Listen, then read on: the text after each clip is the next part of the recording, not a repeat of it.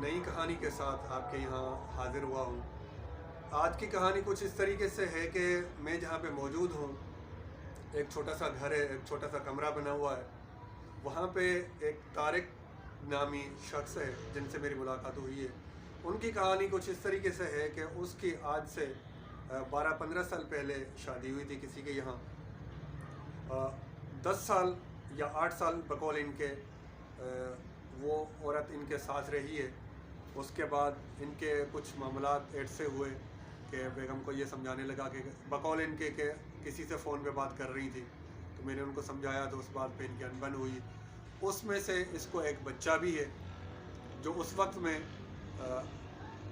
5 या 4 साल का था बकौल इनके, और वो भी छोड़ के चली गई और कहने लगी कि मैं, अगर आप मेरे ऊपर इल्ज़ाम लगा रहे हो, झूठा इल्ज़ाम लगा रहे हो, ये कर रहे हो, तो मैं आपको छोड़ के चली जाऊंगी। और छोड़ के चली ही गई।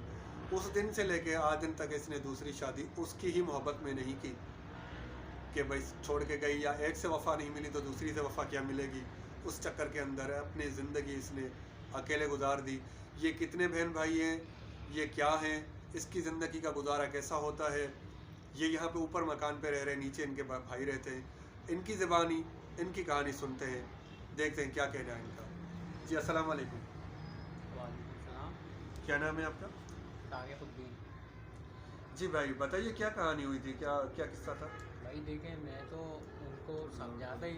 उनको समझाता ही था कि देखो, तुम फ़ोन नहीं किया करो, मुझे पसंद नहीं है ये चीज़। लेकिन वो मानती नहीं थी।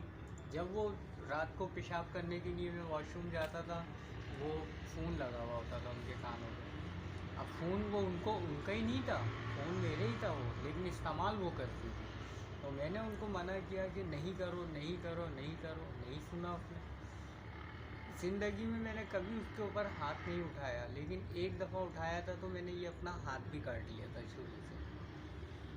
क्योंकि इस हाथ से मैंने मारा था ना उसको, तो मैंने इस हाथ को ही छुरी से काट दिया था। ये देख लीजिए, इससे मोहब्बत करने वाला शौहर आपको ज़िंदगी में ही शायद कहीं मिले। कि बकौल इनके कि मैंने अगर ज़िंदगी में किसी दिन हाथ नहीं उठाया था, लेकिन एक ही बार गलती उसकी थी या इनकी थी या किसी की भी थी, लेकिन हाथ उठा था तो मैंने खुद को ज़ख्मी किया, उसी हाथ को सज़ा दी।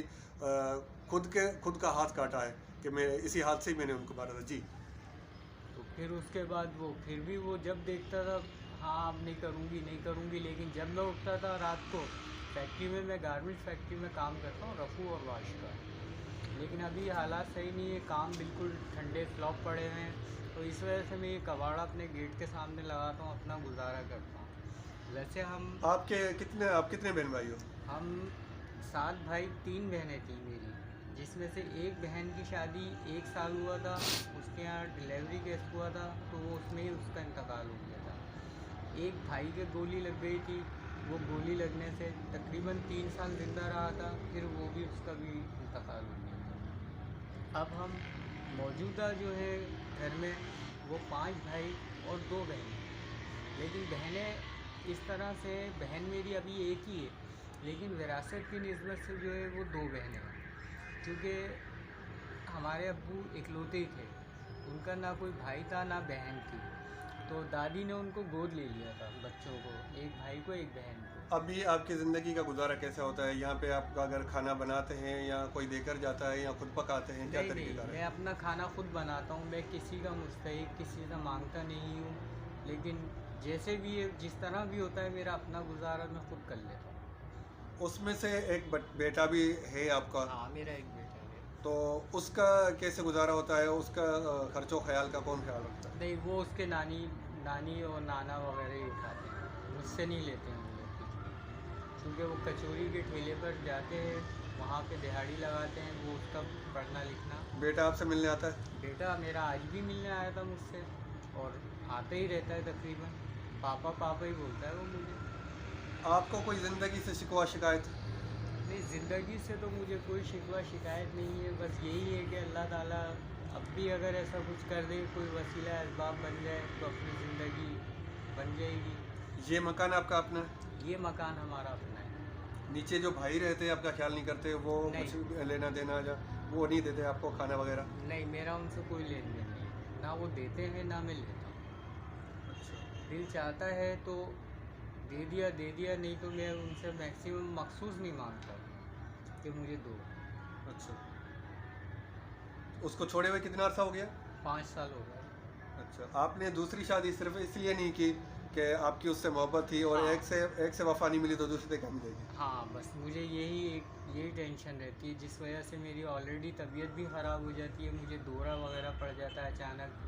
अभी भी 1 हफ़्ता पहले पड़ गया था, फ़ोन हो गया था, मैं होटल पे चाय पी रहा था तो वहाँ भी मेरी तबीयत ख़राब हो गई। अच्छा, आप क्या कहेंगे हुक्मरान आला को, और क्या कहेंगे आप? मैं उनसे यही कह सकता हूँ कि अगर वो मेरी मदद कुछ कर सकते हैं अपने तौर पे तो कर दें।